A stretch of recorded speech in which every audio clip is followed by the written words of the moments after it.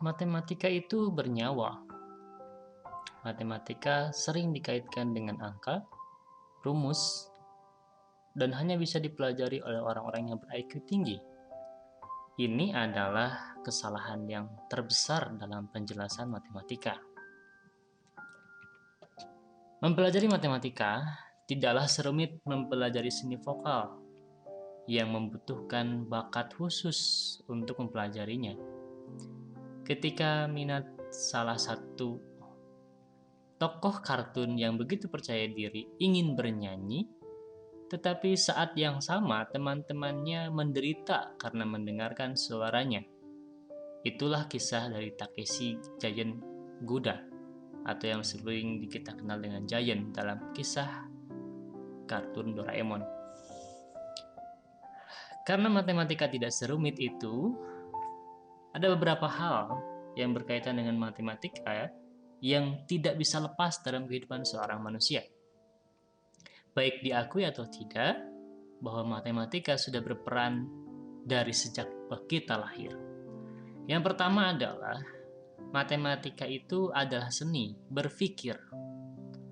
Secara alamiah, ketika kita berencana untuk berangkat ke suatu tempat, maka dalam pikiran kita akan memilih memakai apa, lewat jalur mana, menginap di mana, dan butuh uang berapa untuk sampai dan kembali ke tempat.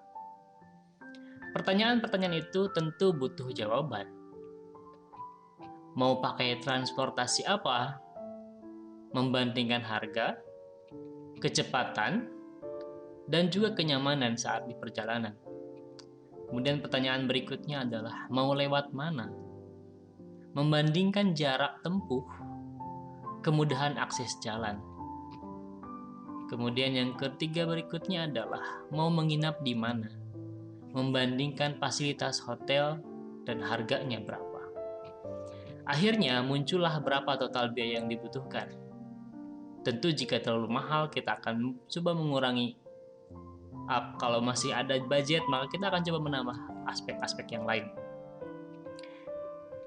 Hal tersebut atau proses membandingkan itu secara tidak sadar merupakan bagian dari matematika, perbandingan antara satu dengan yang lain sehingga kita memerlukan solusi daripada yang kita bandingkan. Yang kedua adalah matematika itu merupakan alat ukur.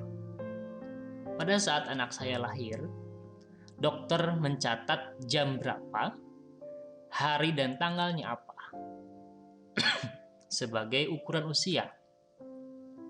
Tinggi dan berat badan, serta bahkan lingkar kepala pun diukur sebagai ukuran fisik awal.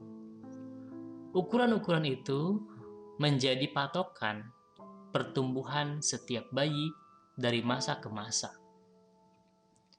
Kemudian yang ketiga, matematika itu adalah bahasa. Setiap daerah memiliki bahasa masing-masing dalam mengucapkan angka 1. Contohnya dalam bahasa Sunda, angka 1 disebut hiji. Dalam bahasa Jawa, siji.